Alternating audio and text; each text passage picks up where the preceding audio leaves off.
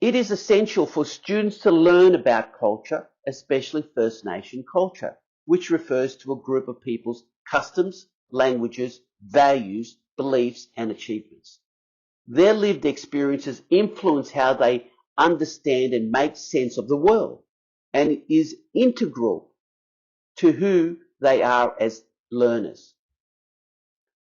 First Nations students' attendance numbers have increased, but most schools are organised around the mainstream culture of white Australia, English colonialism.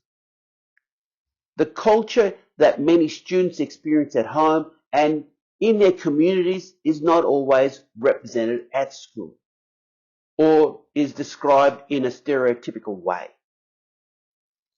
It is proven that teachers are just as likely to have racial biases as non-teachers. And those biases tend to influence their expectations for their students and their ways of managing their classrooms. Teachers' racial biases can also result in decreased access to advanced coursework and higher rates of suspensions, lower expectations for First Nation students than they do for non-First Nation students. And those can turn into self-fulfilling prophecies when students internalize them and when teachers change their approach to students because of their mindsets. In 2023, schools are still places where white norms are considered the curriculum's default standard, behavioural expectations, linguistic practices, and more. Society and all facets of social engagement, social interactions, technology, learning and connectedness with the world around us have moved to the 21st century. But our education system of knowledge and teachers are still in the old era days. Therefore, we are expected to adhere to white middle class norms and ignore our own cultural ways of being. These should be explored, honoured and nurtured by teachers.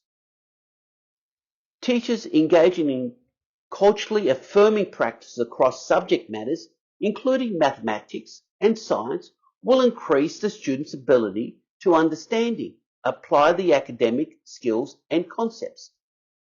For instance, high school maths and physics students could learn about how a boomerang is made for it to return to the thrower, or use other data sets applicable to their communities that bring up questions about justice and injustice.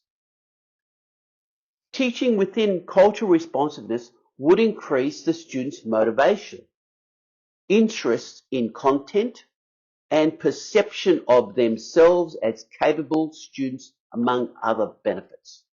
When schools make students have some ownership, some belonging or connectedness to the school, and they see their voice is being heard, then positive outcomes in quantitative and qualitative measures are achieved.